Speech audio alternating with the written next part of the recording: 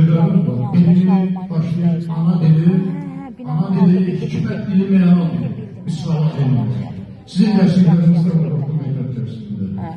Birinde de son misrası belədir ki, deməli, ana dili yoksa ne ana var, ne vətən.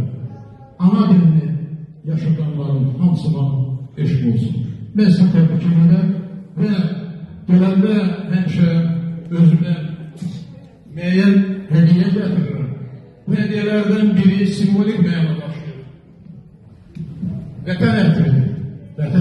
Vətən ətri dildən alınır. Bu kitabı Güney xanım sizə təqdim edirəm. Tələbələrine göstərərsən. Bir də ən əsas məsələlərdən biri dil. Dilin qrammatikası əsas məsələdir. Dilin qrammatikası əsas məsələdir. Ben o Amerika'dan danışanda deyirəm, burada İngiliz dilində söhbətlər apardığız. Təsəvvür edin ki, cəmiyyətə gedirdirəm. Los Angeles'ta gelip kimden danışır? Dili bildiler, bir şeyler. Bize gördük ki, kuşların dilini bilirəm, okeanın dilini bilirəm, ne bileyim o təbiətin dilini, yarpalan dilini bilirəm.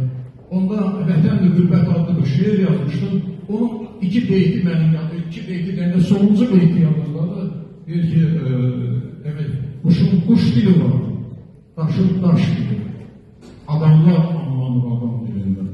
Adam dilinde anlamak doğrudan çıkır mesela. Doğrudan çıkır mesela. Eyni dilde danışırsan ama kendine başa düşürürsen. Ben arzu ederim ki dilimizi güzel eder. Ve bu geldiğim kitap Sevgili Gramet adlanan bir kitaptır. Azerbaycan dilinin Halil kıtasından tutmuş, Orfeyi pegaydalarından tutmuş, leksiya kadar, morfologiya kadar, sintaksise kadar hamısına ait olan bir derslik. Onu təqdim edirəm sənə ki, və tələbələrə öyrənəsən. Və oradan bizə dik bir şey olmaq istəyirəm. Çoxu filologlardır, mənim tələbələrim. Ödənəkəm, sizdə işləyənlər çox, eləmələrimiz də çox gördüm. O duyum meselesi çok vacib meseledir. Ben bu kitapta var, çətin uşaqların başa salmaq, tabirli əlaqəsi, tabirsizlik əlaqəsi və tabirli mürəkkəb cümlə, tabirsiz mürəkkəb cümlə uşaqlara başa salmaq üçün bir şeir yazmışdım, onu oxuyuram sizə və o da elə sizə tövsiyəm olsun. Tabirli mürəkkəb cümlənin birinci tərəfiyle ikinci tərəfinin söhbətidir, adlanır bu. Eğer gelesin, hoş etme her gün bizi, bu soyuqluq duyulmasın aramızda. İki yere bölebilmez birbirimizi.